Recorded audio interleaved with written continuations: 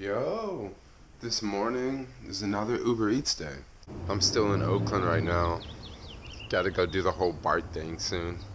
Just made it to the city. Today is definitely not busy like yesterday. I'm thinking about ordering lunch from this app today. I'm just here looking on the passenger app, and it looks really good. This app is dead right now. There's no action. I'm just hanging out at 555 California. No, this is 101 California. Be warmer, but look, there's clouds overhead now. So I got a couple more hours to freeze. Responding to one of my comments about yesterday's vlog, and yesterday's vlog was really short because yesterday was really busy. Today, on the other end, not so busy. I'm just pretty much hanging out, goofing off on YouTube. I really wish today was busy because there was other stuff I want to do, and I'm kind of chilly. I didn't bring a jacket. One of those days. So some things I have figured out about Uber Eats. If I give you the hourly guarantee, and let's say you have 15 meals, okay?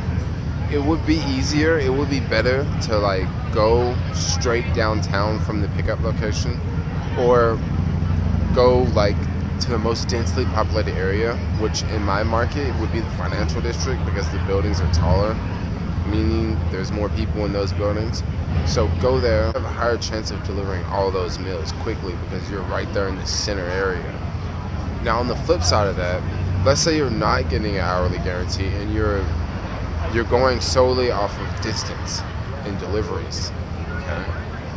What you want to do in that case, every time you drop off at point B, because you pick up from point A, drop off at point B, you would want to just literally stay at point B until you get another request. The reason why I would say you would want to stay at point B, because if you pick up from point A and go to point B, you're getting paid from point A to point B, all right? So if you hang out at point B and don't go anywhere from point B, when you get your next request, you're going to get paid to go from point B back to point A. Point A is going to be your second place. Uber pays distance and time. Ideally, if you don't have an hourly guarantee, how to work the system is you would want to pick up all your orders from the pickup location. And you would want to stay nearby where you just picked up from, okay? Then from there, you want to accept the request. When you accept, you start the trip. Now you're getting paid to ride from pretty much the pickup location all the way to your drop-off location. Now once you get to your drop-off location, ideally, you would want to leave the app on and hang out near the drop-off location.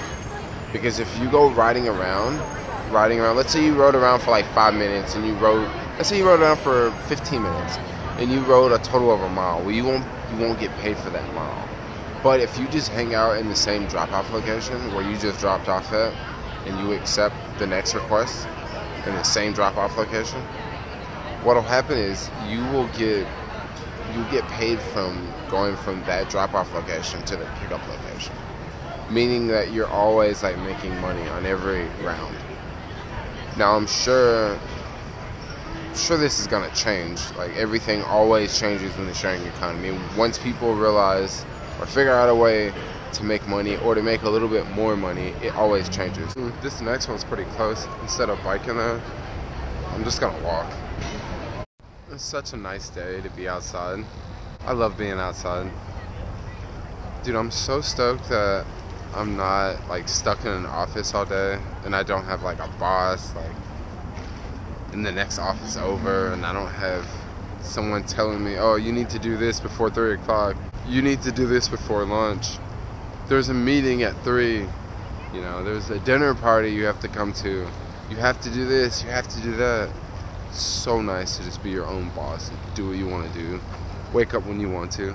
I notice whenever a request comes through on the app, it always tells me it's going to be 10 minutes away or it's going to be 15 minutes away, and it's always like less than 5 minutes, usually like 3. to 4 minutes away. I'm pretty cool with that. It's done now. I didn't run out of food, but whenever you go out, they want you to stay out less than 3 hours because food in a hot bag is only good for X amount of hours. I'm headed back now. Things about Uber Eats that are kind of weird. You go online and you sign up for shifts. I signed up for a shift for 10:15. And how the shifts work are, if you want to show up for 10:15, show up. If you don't, you don't really have to. If you want to show up late, show up late. No one seems to care. So many people signed up to do it that if you don't show up for your shift, no one really cares because there's probably like 10 other people to take your position. I really don't know what they do with the food at the end of the day. It's a really good question because my first shift, I took out maybe 20 meals and I didn't deliver one. So I brought all the food back after 3 hours, and I just really want to know what happens to the food. Do they just throw it all away? Do they just give it all to homeless people? I don't think they just give it all to homeless people, because if they did, I don't think they just do that. I think that there's some sort of stipulation that they may have to throw it away, but it's like so much food every day. This other girl who was already signed up, and she told me that last week she signed up for all shifts, Monday through Friday. And she said that 2 or 3 of the shifts she didn't even show up for, and it wasn't a problem at all. Also, she told me that if you want to, you can just show up. Like, you don't even have to be on the schedule. That's something else to throw out there. I don't know if it's like that. If it's like this in every market, it may just be like this in San Francisco because it's new here in San Francisco. I don't know what it's like where you live.